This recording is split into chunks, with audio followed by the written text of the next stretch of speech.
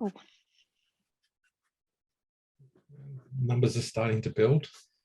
awesome. A few people are logging in, which is very cool. Excellent. All right. Well, we should get started, shouldn't we, Ben? We should. Everyone's time's important. So Absolutely. So I wanted to welcome everyone to our Forms Live webinar. I'm Anita O'Connor. I'm the General Manager of Dynamic Methods. We're the team behind Forms Live, REI, Forms Live and RealWorks. And I've got Ben with me today. Ben is our BDM in Victoria. You've probably spoken to him, or if you haven't, you should. He's lovely. He knows his stuff. And Ben, you introduce yourself as well, my friend. yeah, so as Anita mentioned, I'm in Victoria and would love to come out and see anyone that would be interested in some training, or if you're not a subscriber already, after 2 years of doing Zoom meetings, I'd love to see people face to face. So I'm sure we'll share my details around at the end anyway. Excellent, thank you, and welcome.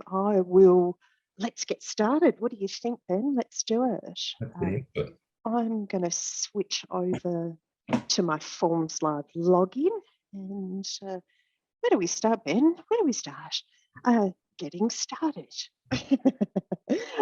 when people first get their login when you go to our landing page and register, so getting started or signing in, when you register, you'll receive a login, and then where do we go from there? You'll log in and it'll look like this. You'll land on our news page. We recommend a couple of things to look at straight off the bat. Before you start looking at any forms, we want to do some customization. I'm going to my account details area, which is at the bottom of the left-hand panel. And I'm going to check, first of all, my agency details. Some people register with their own name. We find that, don't we, Ben? People will register, or they've done it all in lowercase or all in uppercase. And this information actually populates into forms. So it's important to check, have I got my name right? That's what I was going to mention. Yeah, once this is all set up, it makes it easier creating forms. Yeah, absolutely. The email address we're using here is a generic email address. Pop your details in, and if you make any changes, click save, of course, and you'll get a pop-up saying, yep, my details have been changed. The next thing that I tend to look at is I'll hop in and I want to make sure my logo's on everything. It works for multiple reasons. We stamp your logo on each page of forms that we can. And when you send an email, a share from Forms Live, your clients are directed to a web page where your logo appears. So branding, we want branding everywhere. So the way you do that, from this logo area, you click choose file, find your logo, and there it is, done. I've added my logo. It's that easy. Yeah. And if you decide to change your logo, that's exactly where you go to remove it and to re-put it in, so which is pretty cool. While you're in this area, I'd say, go to the user area. So again, a bit like the agency details, these are my details. It's got my email address. That's where your emails will return to, your notifications will appear. And I've got a signature area here. Certain forms we set up for signature stamping. So if you've got to send one of a Forms Live form and it just has an agent signature on it, say it's a notice to vacate or something similar, you can put your signature on it, finalize it, and then simply email it through. So let's create your signature. Now, I'm on a computer. If I had a tablet device, I could use my finger and literally draw my signature in, but that looks terrible, so I'm not going to use that one. What I can also do is choose an image. So what I did was I got a blank piece of paper, I did my scroll, I scanned it, and I've got that saved, so I can choose my signature. Oh, in there. Choose my signature. Oh, let me try that again, and it will appear There it for is. me to use. There it is. Took me a couple of clicks. I hadn't set it up yet. So now I can access that. If you change your signature, change your name, hop into this agency details and make those changes. Now, while you're in this spot, change your password. Those passwords are fun, aren't they, Ben? The ones that will stand out. I always forget mine sometimes, like all password options. Absolutely, absolutely. So set your password. Type it in twice, type it in password, type it in confirm and save, and that will change your password to something that you remember.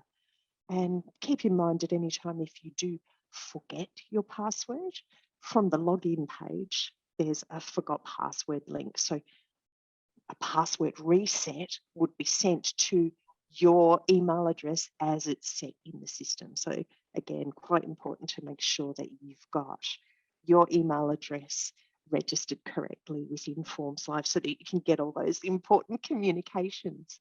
I have noticed a few people sign up with, like a Gmail account before they put their agency email in. So it's worthwhile checking it out and making sure you know where it's going. Cool. While you've got that one open, Anita, did you want to touch on the option there about making my forms private? Oh, for sure. Thank you. Different use? Yeah, absolutely. There's two different types, two different levels of users within Forms Live. Actually, I'm going to hop out of this area for a second. So when you want to add people to your agency, so when you register, it starts with you. And then you want to add everyone to have their own login so that they can access forms, create forms, and receive their own communication. So from the users section, you can create a user, you type in their name and their email address, make sure they're active. And when you save, they'll get their own login. Making forms private by default. So there's two different options here. I can set somebody up. So I'm going to set up Alex.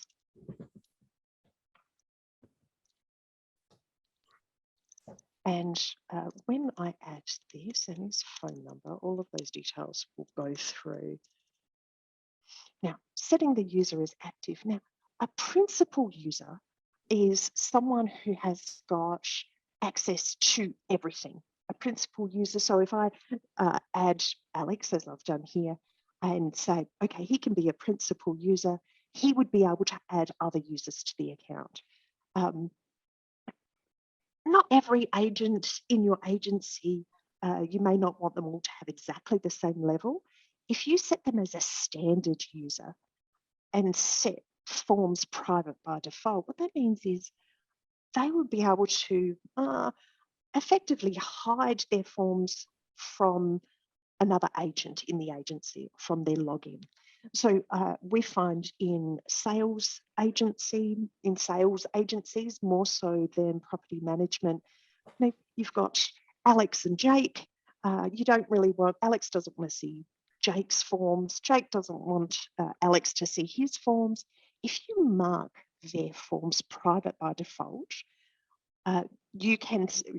making that setting means that when they log in, they won't be able to see each other's forms.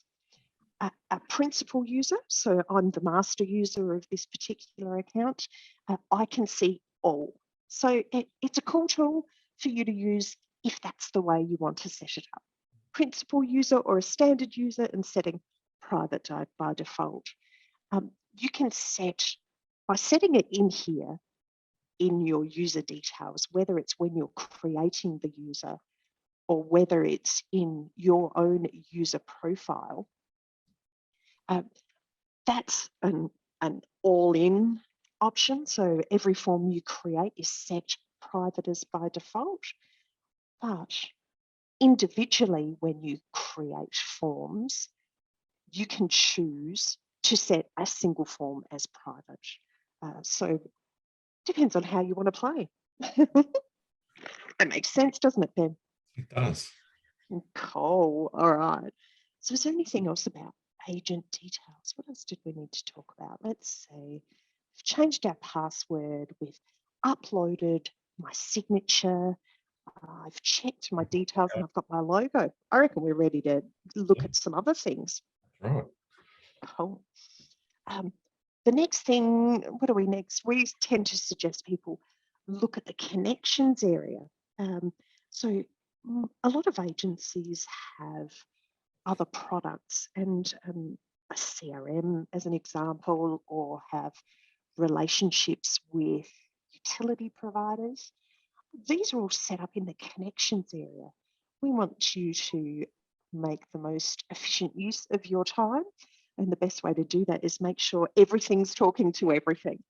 So in Forms Live, you go to Connections, and this is where you can see we've got DocuSign built in, so you can send forms for signature immediately without having a separate DocuSign account. That's all done for you. Some agencies, and I'm sure you've come across this, Ben, they have their own DocuSign account because they've got a corporate account or established procedures. So if you've got your own DocuSign account, you can connect it here. That'll override our built-in DocuSign, and it's a connection. So you start that authorization process. Take a look in this connections area, the top right-hand corner. Here are some of the CRMs that are set up. So connecting your CRM to Forms Live will reduce data replication. You'll be able to transfer data from your CRM, but we need to tell them they're allowed to talk to each other.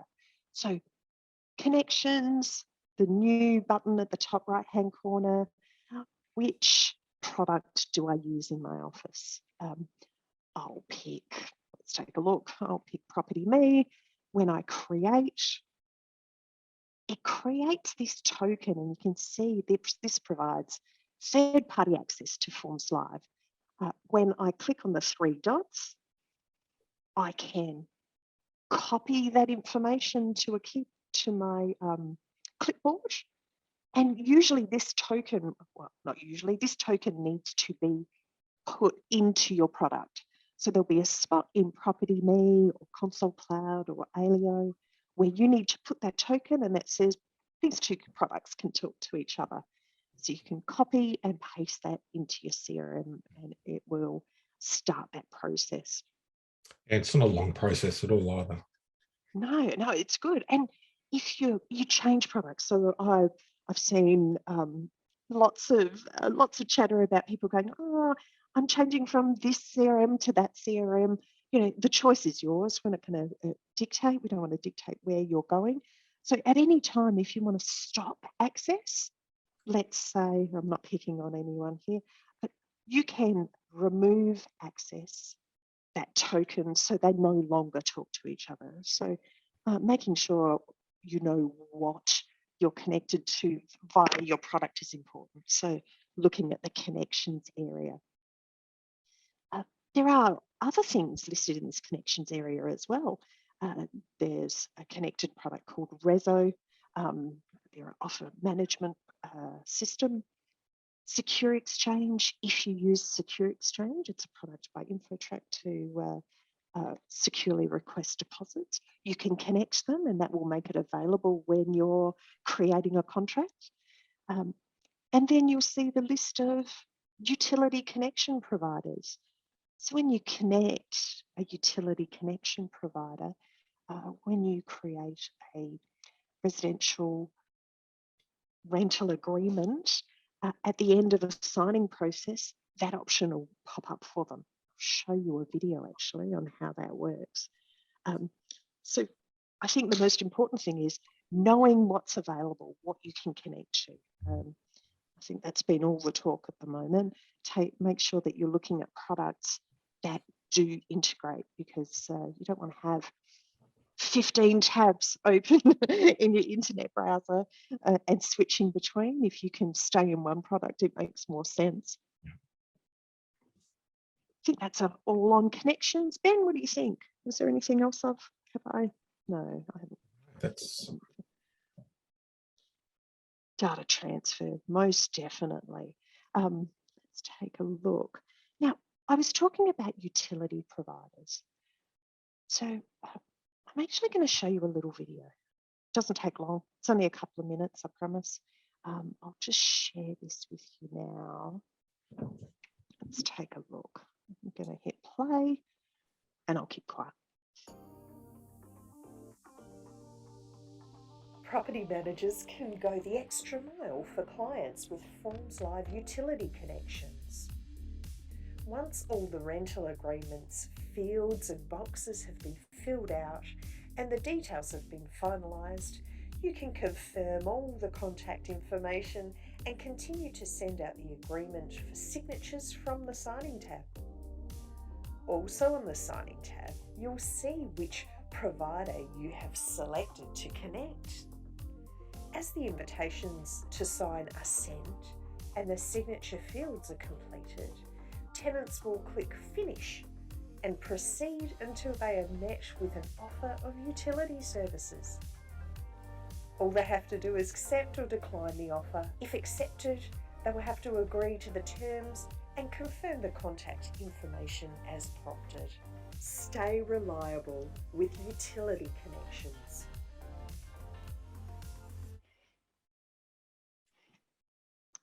Cool. So, as you can see, promised you it was only 2 minutes long. Good. It was less than that, actually. Having that process in place is excellent. Making that connection. I know a lot of agencies and their CRMs cover off on using utility connections. You might have that connected to within your CRM. What this does is when, as you saw, when you send out your rental agreement, the tenant, sorry, the renter, that's the right word, the renter makes that choice. You might as well pop it in and make sure that they're connected. You know, it saves you having to send another email, follow up on them, etc. Cool. All right. Now, what else did we want to talk to? We wanted to talk about, when you're setting up, is creating templates. So with all of our forms, so I showed you the forms page earlier and how you can create a form. We encourage you to create templates as well. So there are, especially in the rental agreement, there's standard information that will be applied every single time. Instead of retyping it, set up a template with those details. Creating a template is exactly the same as creating a form. Create in the top right-hand corner, pick which form you're wanting to create and give it a name. I'm going to go into one I prepared earlier, a residential agreement, and it pops up this warning. Do I want to edit my template or am I creating a form? At this time I'm editing, so I'm going to view it. And this is where you can add in, you know, what are your standards? Do you have a preferred emergency contact? Something that I have set up in this particular template is I've got a file attachment, which is a renting a home, a guide for tenants. I might have, you might have in your own agency, you know, your procedures guide for your renters. If you add that to your template, what this does is when you create a form from that template, those will be always appended. So I can create a form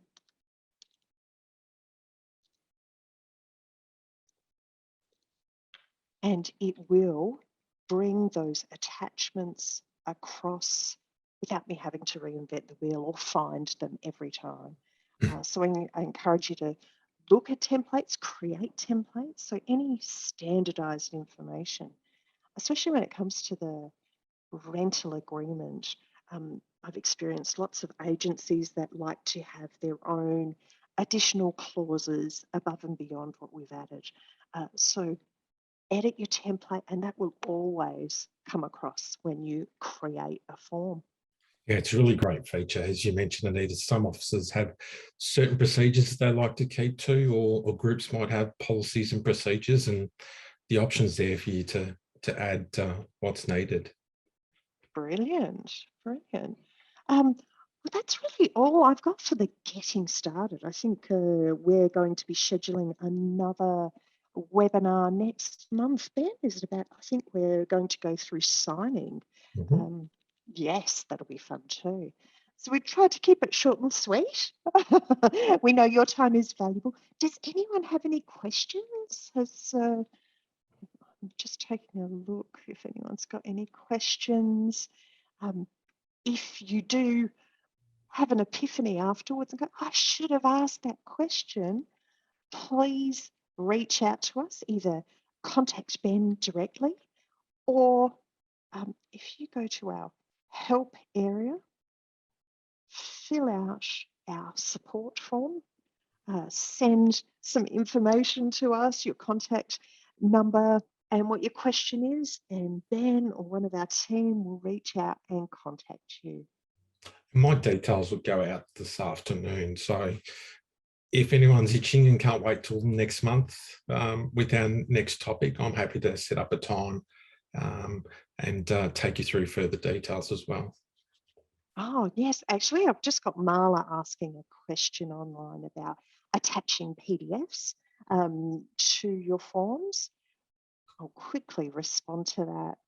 When you're in a form or a template, click on More, click Files, and then you choose your file to attach.